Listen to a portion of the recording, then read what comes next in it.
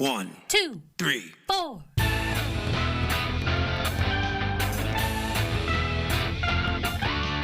Monster movie. Fun time, go!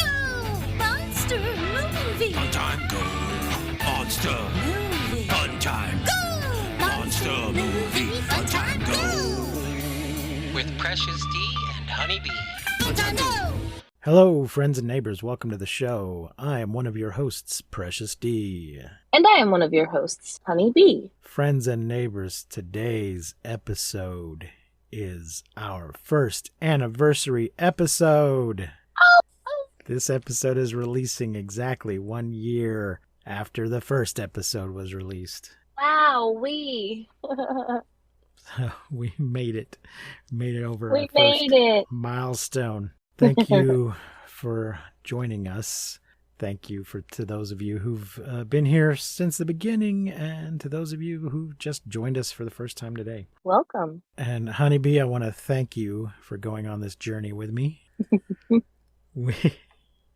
It was a little over a year ago that we went to see Godzilla vs. Kong at the drive-in and recorded the trailer for this show. Can't believe that was a year ago.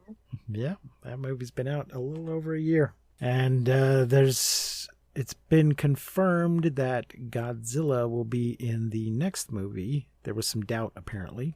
I guess we're doing kaiju news now. Kaiju news. I think the deal was Legendary had an option for a certain number of films, and they had used it up, and they had announced that there would be a Kong vs. Godzilla sequel, but people were unsure if Godzilla was going to be in it because it appeared from the outside that their license was up. But they have either renewed it or renewed it on a film-by-film basis. I don't know the details, but they have confirmed Godzilla will be in the next film. Yeah. I don't know if that also means he's going to be showing up in the Project Monarch Apple Plus show, but I hope so. He has to. He totally has to. Yeah, but since it's an ongoing show, I think it might be a little bit of a Ultra Q situation. It might be a Monster of the Week situation. I don't know. We'll find out. But today we are discussing The X from Outer Space. Yes, which really sounds like a drama that like an ex-boyfriend or something, like My Ex from Outer Space. I was like, what is this monster gonna be? I wasn't sure what kind of monster, what kind of kaiju we had here, like X from Outer Space. Like, oh shit. Yeah. Sounds like a pretty awesome relationship. Well, I think there are various, Earth Girls Are Easy, or I Married an Alien, or My Favorite Martian. I was like, there are a number of doing movies that cover that. The title, I guess, is just trying to keep it mysterious of what the thing is. This is not a Toho movie, and it shows, I feel. Yeah, and it is apparent. It's made by Shochiku, the Shochiku Company Limited, which, depending on how you look at it, is the oldest movie company in Japan. Oh, okay.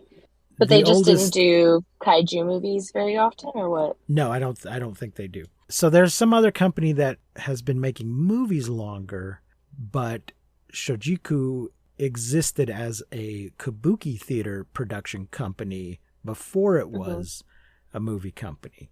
So it has existed as a company longer than any movie company. But some other companies actually made movies a little bit longer than them. I don't remember which company it was. So yeah, they used to do kabuki theater, and then they moved into films, and I guess converted their kabuki theaters into movie theaters. There you go. Honeybee, what did you think of this movie? Well, there's so much I think about this movie. First of all, I just want to say the love triangle situation in this movie, I really wanted it to go so many different ways than the way that it went. In the few notes I made, I wrote love triangle to nowhere. I just there's this one point, which we'll get there, but where I just wanted these two women to ditch this dude and just be together. Well, And then there was Uh, another point where I was like, "Why is this our first like thruple? Like, can we have like a thruple or like a poly couple?" No, it's still no. 1967. Yes. But 66. yeah, okay, 66. Oh, no, you're Yes. right. It is 67. We have moved forward Is into it? Okay, 67. I thought so. I just But wrote it down wrong. the suit, the quality of the suit in this movie Yeah. is like really good in comparison to some that we've seen, but Oh, you think? the monster itself is like, what? like it's anyways. So they're like things in the movie that really stood out to me. And like the music of this movie is so fun and like catchy and crazy, but it is never appropriate for the scene. Well, the music is by Tako Azumi, but I guess he didn't edit the music. I don't know. I don't know how he went about scoring it. If he chose what went where or not. I don't know either, but there are so many things like times in the movie where the situation maybe was supposed to be one emotion or something, and then the music would come on and it'd just be so adorable and fun and like wee, and I'm like, wow, okay. It was very distracting, but I loved the music. It was just for the tone of the like the scenes, it was super off. And maybe that's just me. Maybe it wasn't. I don't know how you felt about it, but it was something. Also, man, it's just such a. I feel like it's a Godzilla movie, or like it's definitely a ripoff. It's a giant Godzilla with a chicken head. If anyone doesn't know, like Is a it? giant robot I Godzilla don't- chicken I don't know what with what the antennas. head is. Maybe if Godzilla and Daimajin had a baby, because it has like that samurai shaped ge- head in the back. You think I would have called it a saucer head, A saucer. or it's kind of also a little bit of a ravioli head to go with the ravioli flying saucer that it comes from. Yeah, it's super weird and zany and goofy, and just there's a lot going on in this movie that's kind of just, it's one of those like, what the fuck? But it's also not the worst movie we've ever seen. And there were some entertaining parts. And yeah, so I mean, The movie, as you said, was from 1967. It's in color, 89 minutes, directed by Kazui Nihonmatsu. And the monster is Gilala. Ilala. The Japanese title is Ucho Daikaiju Girara, giant space monster Gilala. So the Japanese weren't trying to hide who the monster was. It was the Americans that chose this mysterious title. Yeah. Because, yeah, the X from outer space doesn't even tell us that it's a kaiju. It could be anything. Mm-hmm. He is 60 meters tall, we are told. And apparently there was a public contest to name the monster, and that's what they came up with. Ilala. Kaiju Gilala. And there is some kind of a sequel or remake or reboot called Monster X Strikes Back, Attack at the G8 Summit, that came out in 2008. What? Yep. It doesn't appear to currently be available anywhere other than just straight up buying a DVD, but it's not on our list, and I'm going to add it to the list. Boom, baby. We'll review that when we get to 2008. I did not care for Gilala at all. Something in the way he moves I found very annoying. It did not look. He just looked crappy.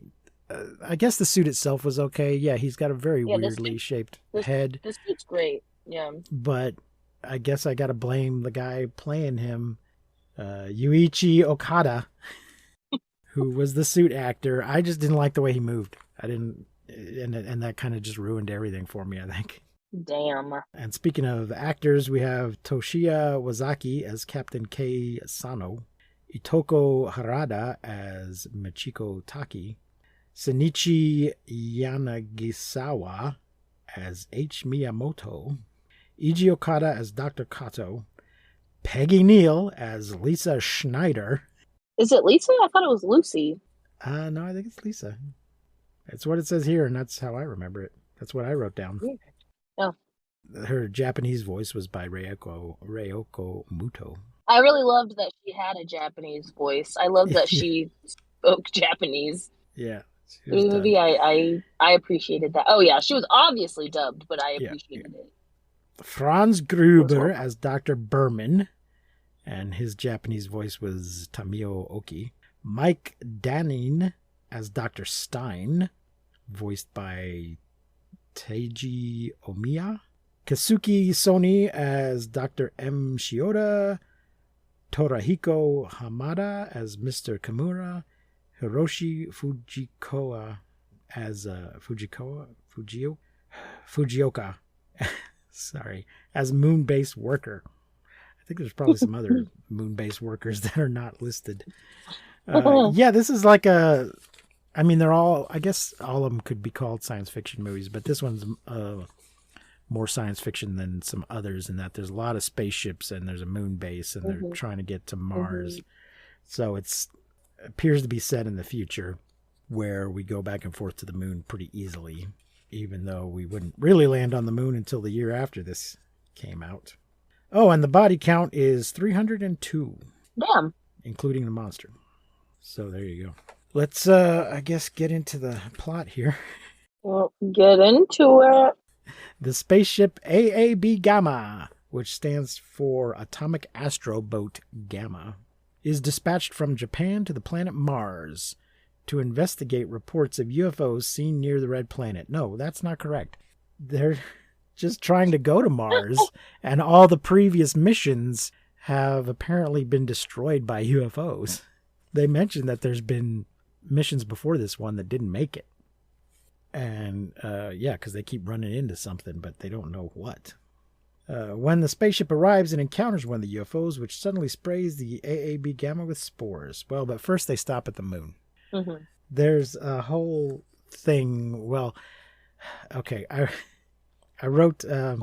So there's Lisa Sano and who's the other astronaut?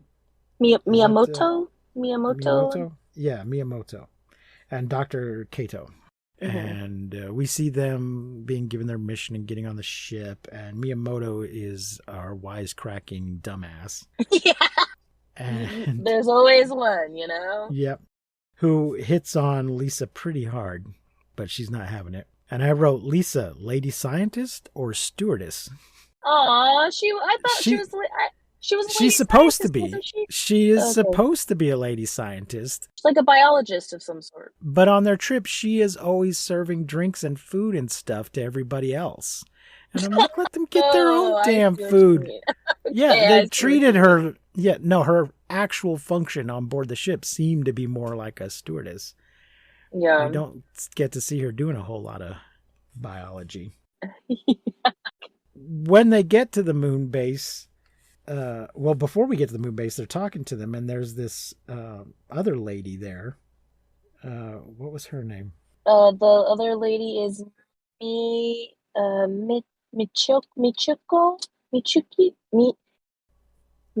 Man, I didn't write it down. That must be Michiko Taki. Michiko, that's it. Michiko Taki. Yes, she's working on the moon base, answering the phones. So I guess she's just a secretary. And it seems like there's something going on with her and Sano, and they've had some kind of falling out, or she's mad at him. I think it's this typical, he doesn't understand that she's angry. Yeah, this is why you don't fuck people you work with. Don't shit where you sleep. Yeah, I think he probably just hasn't called. And because he's been in space. Yeah, she's been in space, but he hasn't called and she's upset about it. But he doesn't get that she's upset. But there's a lot of tension between them when he arrives. And I think there's even a little like, oh, hey. And she kind of snubs him. And yeah, it's all, it might also be that like he's trying to be professional and is going too far in that he's appearing cold and like he doesn't care. I don't know. I don't know what all the fuss about this guy is. He seems kind of dull to me. Bland. Yeah, just very bland. Like, blah. The only, like, thing about him that's, like, is, like, he's the captain, but that's it. There's nothing else Yeah. about him that's, like, attractive, I guess. Or, like, Right. whatever. I mean, the other guy was annoying, but he had a personality of some kind. He needed to dial it down a little, and the other guy needed to dial it up. Yeah. In the middle somewhere. So they go to the moon to, I guess, before we go to Mars, we got to go to the moon. Oh, this is the thing that bugged me. There's this chart thing built into the wall of the headquarters. Yeah. With like an Earth and the moon and Mars and these little tracks.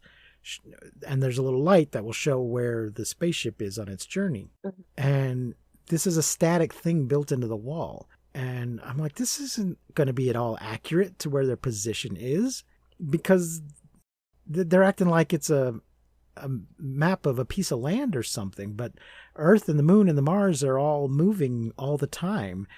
Earth and the moon and the Mars.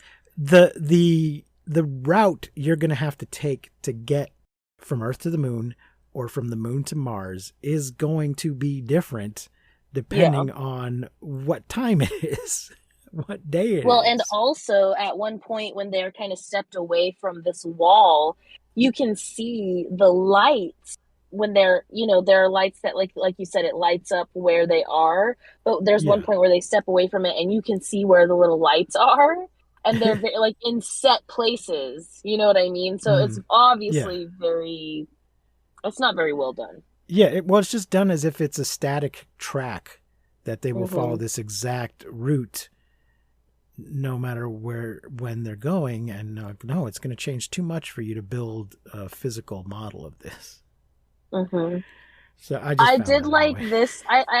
This part or this thing in the movie was better than when they have that map and they have like the little tiny kaiju, that they're moving around. Like, okay, he's been to this spot, and then they like move the like dinosaur to like the next spot, whatever it is, to the next spot, and it's like one of those like felt calendars that you give a baby. Oh, I thought you meant like the military map when they push around the models, and we've seen a few where they'll have a little model of the monster. Yeah, it's kind of like that, but it's on the wall, and so it's like the monster is like, I don't know if he's sticky or if it's a magnet or what, but they're like, okay, he moved here, he attacked here, and they like move the monster and then put a big red like fireball over wherever he was or whatever. I didn't take a lot of notes, but I just wrote down some of the the key things that always happen. So I did write down map work. I wrote slide presentation, panic in the streets, map work, meeting, and power lines. Yay! Yeah. So once they leave the moon, they're heading to Mars, and they run into the Ravioli UFO, which suddenly sprays the AAB gamma with spores. But the doctor gets sick on the moon, and they have to leave him behind and take another doctor with them. Yeah, the German doctor, Dr. Stein, and he doesn't want to go at all. Yeah, he just complains. That's literally all he does about everything. And I think he commits mutiny at one point. But they very quickly get over it. The next scene, they're just like, all right, do this, do that. Never mind that you just tried to take over the ship a minute ago. So anyway, this UFO sprays the ship with spores, and a sample of the spores is returned to Earth, where one of them begins to develop. The spore is accidentally exposed to acid and grows into a giant lizard-like creature that is named Gilala for no particular reason. Yeah, it really is for no particular reason. And why? I wonder why. Does Gilala mean something? Or, like, it's just so random. I didn't see anything about it having a specific meaning, so I'm going to say no. It's hilarious. It's Gilala. I was just like, okay, all right. It's choices. Oh, and what's her name? Does she come back with them or on a different ship? She comes back. It's really strange that they do this, but they're going to send a rescue mission with fuel. And for whatever fucking reason, they send Machiko, which is Yeah. so strange because, like you said, she's only before that answering phones and shit, like answering the radio and whatnot. Right. Like you said, a secretary or what have you. Yeah. I guess even to get a job on the moon base, though, you're going to have a certain level of training. Sure, totally. So, But they did send. So basically, they told her that they were going to have to send a ship, so that. But he's like, I won't have anyone else sacrificed, and she's like, oh no, Sano sacrificed. I'll go and take the fuel. that's right. Takes it That's herself. right. Yeah, she's got to take him a can of gas. And somewhere in here is where the other doctor has a fit. And I think he tries to speed up the ship, but that's going to make them lose fuel faster. I don't remember. I should have written this crap down. I was just finding this whole movie annoying. They actually couldn't speed up the ship for whatever reason. Whatever they couldn't accelerate. That was part of their problem. Was that Yeah. they were under some sort of that's weird right. force? They couldn't. So they had got knocked off. Yeah, of the their UFO course. was Mm-hmm. the UFO Yeah. was kind of freezing them in place. It's never Right. really explained. It is never explained what this UFO is. Is Yeah, somebody never. is somebody piloting it, or is this just part of Gilala's reproductive cycle? That at some point a ravioli sprays spores onto passing spaceships just as part of the reproductive cycle. Hot. So anyway, she ends up back on Earth so that she can run around and be jeopardized by the monster with everybody else. Mm-hmm. I like. Gilala continues to feed on any kind of energy source and grows bigger and more powerful. So yeah, they put the spore, it's kind of just a spherical egg thing. They put it in a container in the headquarters, and then it starts growing and burns through the floor like Alien, only 20 years or so before Alien did that. And like gets into the sewers or something, and yeah, it starts getting bigger and begins a rain of destruction through Tokyo. It spits fireballs, feeds on nuclear fuel, turns into a flaming orb to travel great distances by air in mere minutes, and destroys all aircraft and tanks in its path. I'm reading the Wikipedia summary, by the way, folks, in case you didn't realize. Thank you, Wikipedia. Gilala is finally defeated by fighter jets laden with bombs, which coat it in a substance called gilalalium. Gilalalium? Gilalanium. Where did they get this crap? Did it also come from space? It came from space. Well, so they get a sample of the shit that the ravioli sprayed on them, and then they get a sample of what Gilala sprays on the city, and they're like, hey, it's the same shit. And somehow this is going to prevent him from absorbing energy. If they can coat him in this, he can't absorb energy. So I think they synthesize a whole bunch of it real quickly. Something that was really terrible, too, about Gilala is that his mouth was not in sync with his sound effects. So sometimes it'd be like, and it'd be like his mouth would be closed, and then his mouth would open, and nothing would happen. You know what I mean? There was a lot of that. Yeah. Oh, I also wrote, American doesn't want to drop another A-bomb on Japan, which is nice. When they're deciding what to do about it. The Americans are like, we don't really want to do that, do we? One of the bosses is an American. Is that Dr. Berman? I think Dr. Stein was the one on the moon. Yeah, Stein is the one who complains about his wife and shit. And like the Dr. complaining Berman guy. is just like goatee suit guy. Just Yeah, he kind of. handsome older boss guy. Yeah, totally. A daddy, I think, or a zaddy. I believe the kid's called. Zaddy. Yep. I think he might be a zaddy. Yeah, maybe he's a little. So this, so when they spray him with the stuff, this causes Gilala to shrink down to its original spore form. Yeah, but we got to go back. First, we get a whole, we get a whole thing with our heroes some of them getting trapped in a collapsing building. Under. Even before that, though, we have a shower scene with our two leading ladies. That's right. Just like sort of a locker room kind of thing.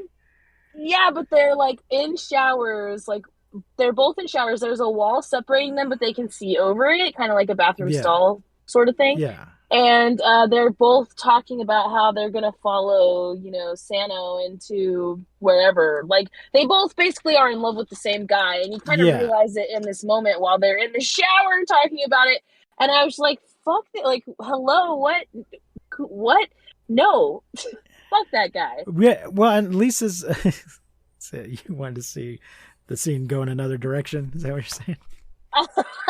I mean, I'm not saying that I didn't want that, but I'm also saying like it just doesn't really make sense, I guess, Right. that they Well, were both like Lisa was. so It was very clear that Michiko and Sano used to have something or were in the middle of something.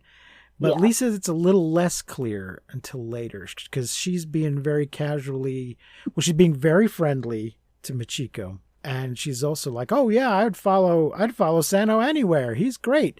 But she's kind of trying to act like it's just a professional thing. I didn't get that at all. I was like, oh no, she's like Well, totally into him. I thought they were being a little unclear. Oh, I thought they were trying to play, oh no, Lisa's just professional, but Machiko is going to be jealous. a little hussy. But she knows, oh, I shouldn't be jealous. She's just his work colleague. But then it turns out, no, Lisa does really, they explicitly state later at the Yeah. end that Lisa does have feelings for him. Yeah, I felt like I felt like it was clearer than you did, I think, about the Lisa thing. And the I shower thought they scene were, is what really right. gave that to me. Yeah. But yeah, nobody will come right out and say anything. Hmm. Even the Sanyo and Michiko won't say anything directly to each other or to anybody else, but it's clear that there's some shit going on between them. But yeah, then we get during the rampage, one of them gets caught under a beam, or do they both at some point? No, it's Lisa. Lisa gets Lisa stuck. gets her leg trapped, and everybody goes in there and tries to help her get out. Yeah, And a few like eventually, it's like one person tries and can't get it, and then like a few people try, and then like more people just like, oh, like they need help or whatever. But let me tell you, this scene is so weird because of the dub. Like it's just like okay, so she's trapped under this thing, this beam or this whatever, and mhm. so she's like crying and kind of screaming like out in pain, but it's dubbed, so it just kind of sounds a little porny because it's just a sound. Anyways, Okay.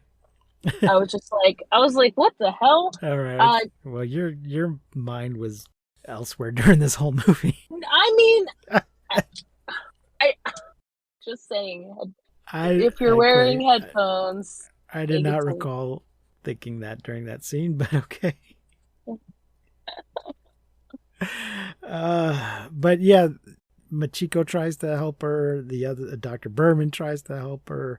I think Miyamoto and Sanyo both end up there. Everybody's trying to shove things to get leverage, using other bits of debris to get the right leverage to get this thing off of her. And she eventually gets pulled out.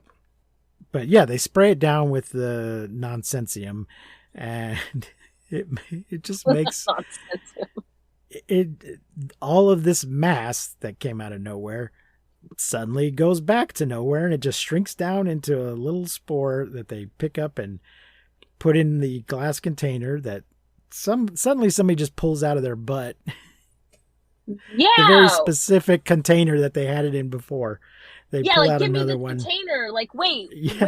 what container? It was like a cartoon. He just reached behind his back and whoop, there it is. And they put it in there and it's filled with gallium to render it permanently harmless. The government promptly launches it back into space, where it will orbit the sun in a nigh inescapable heliocentric orbit for the foreseeable future, or until 2008 when they make a sequel. Right. And we get this little speech here about how he can't be destroyed on Earth, and as soon as he like sheds all of this nonsensium, basically that he could be just as big and even stronger. But they never say really why or anything. It's just kind of this speech of like, well, we can't he can't we have basically like we're gonna send him into space Yeah. for I- this I- reason. Yeah, I don't know why they didn't try a couple of options to destroy him, because it does seem like, Mhm. well, haven't they watched Gamera? You can't just launch the monster into space and assume that he'll stay in space. You fool.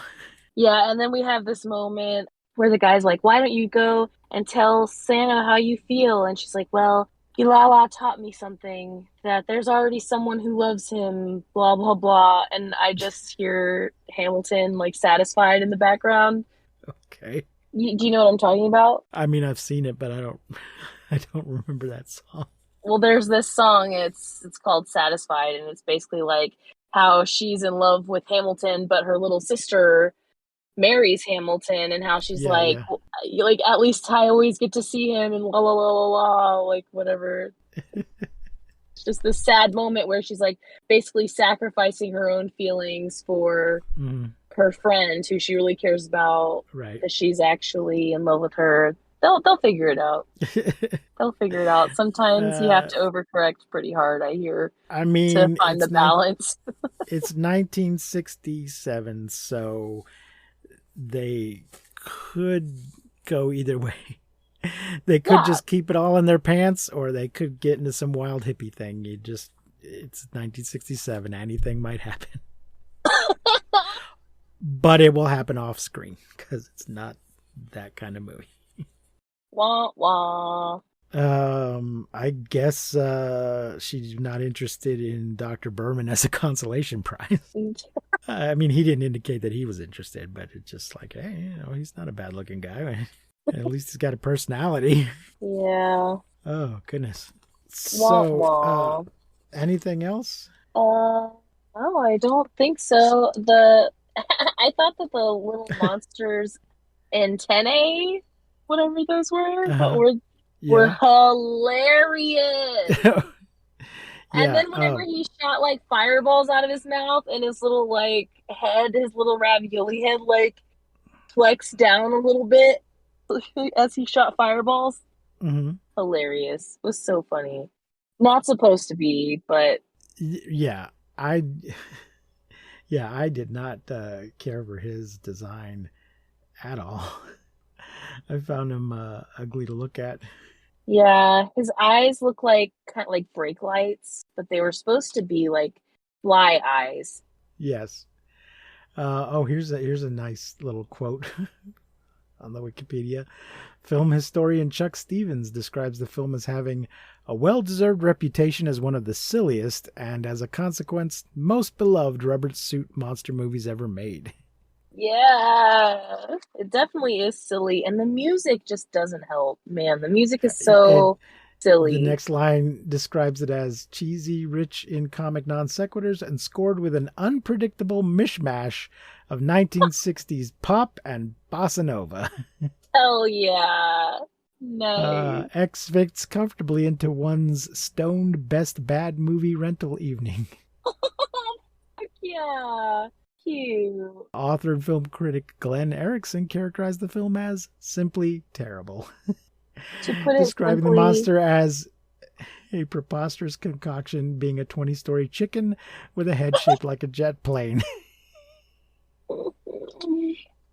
yeah, apparently he had chicken feet. Like, it shows at one point in the movie, like a chicken footprint, and everyone's like, "Oh, it's this giant chicken." But then when it shows his feet, they are not chicken feet at They don't all. match. They are pretty Godzilla-y feet. It's like they it do looks- not look I'm like looking at chicken feet. I'm looking at a picture. He does have 3 toes, but they don't quite look like chicken toes. Yeah, it did not. The footprint didn't match. Yeah. I'm trying to see. I don't know that this company did any other kaiju movies.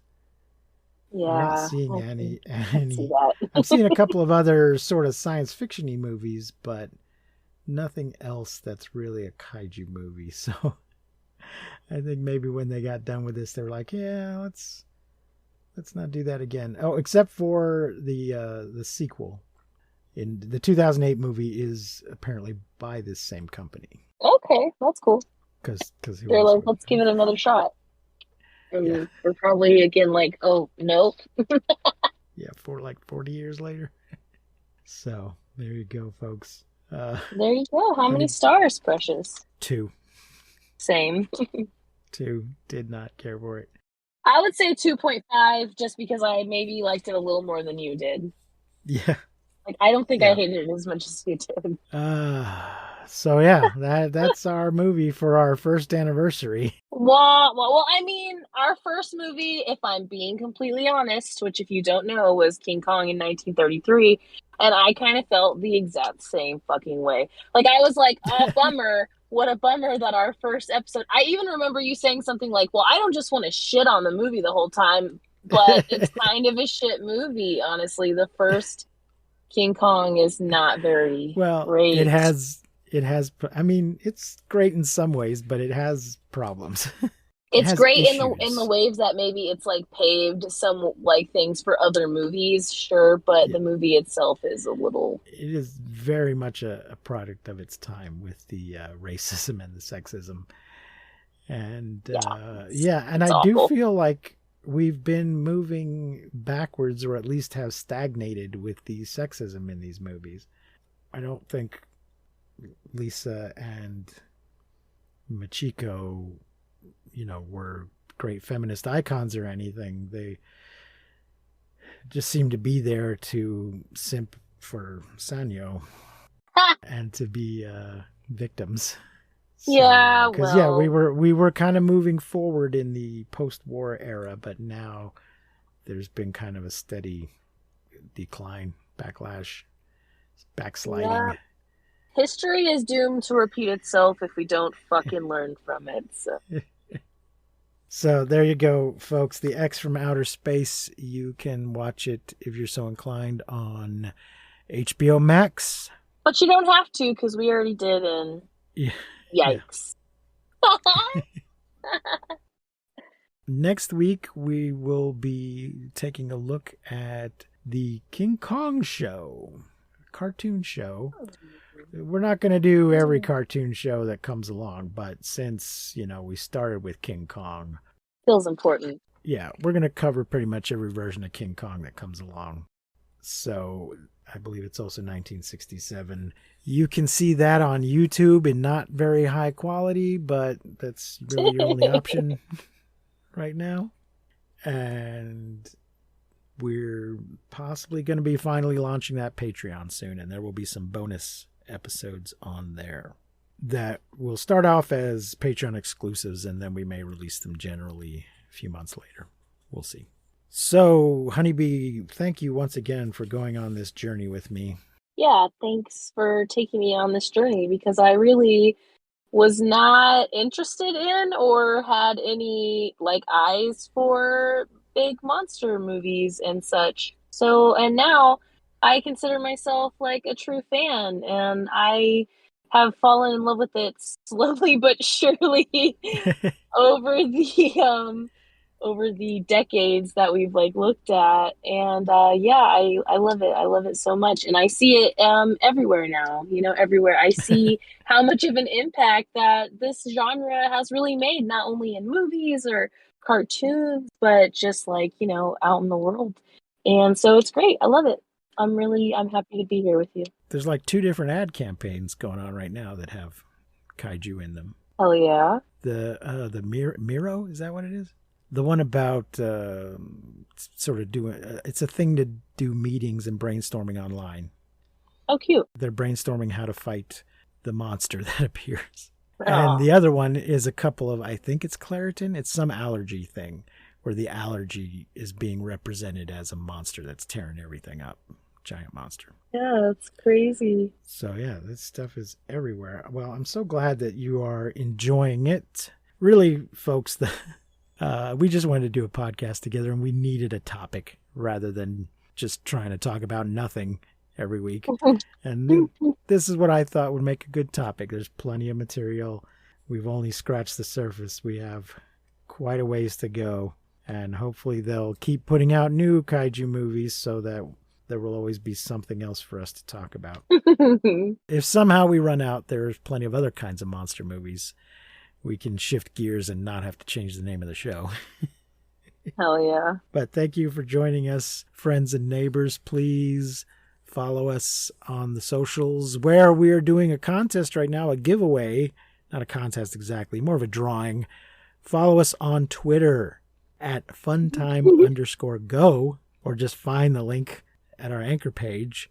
There's a posted tweet there. If you like it and if you follow us and you retweet it, then you'll be entered in for a chance to win 8 kaiju movies. 8. Including Damn. 8. Two different sets that are total 8 movies, including all the legendary Godzilla and Kong stuff. So Yeah. retweet that stuff, follow us and retweet it and all of that.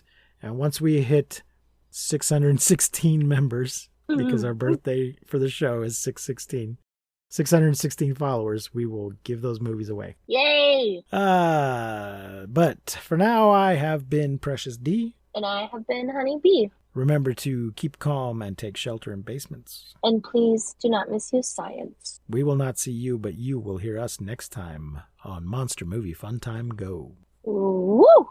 You've been listening to Monster Movie Fun Time Go.